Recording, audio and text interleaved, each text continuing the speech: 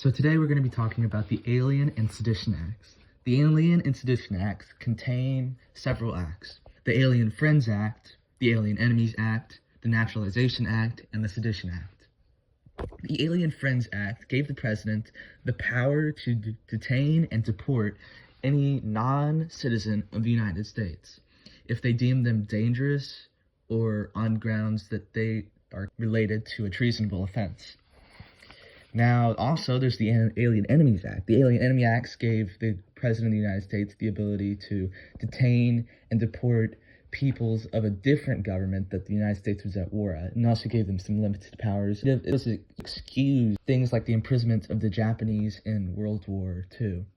And a completely immoral and unconstitutional act, both of them were extremely unconstitutional. The fact that these powers were not given to the president in the Constitution, Article 2. No such powers are granted to the president, and thus the powers do not exist and are reserved by the state. Do I think that the first act is a very bad act? No.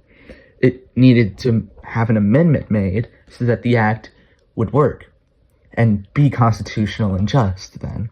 However, the Alien Enemies Acts, which gave them the ability to basically imprison citizens of a foreign nation on suspicion of being a spy or anything else, just because they were a citizen of a foreign nation or of that ethnicity, that is completely immoral and shouldn't be constitutional.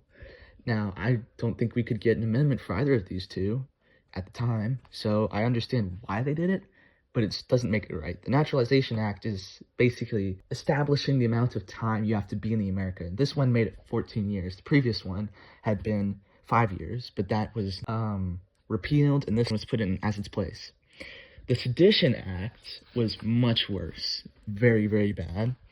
It basically established that anybody that spoke out against the government, basically that's it, spoke out against the government and disagreed with them publicly, they are subject to arrest.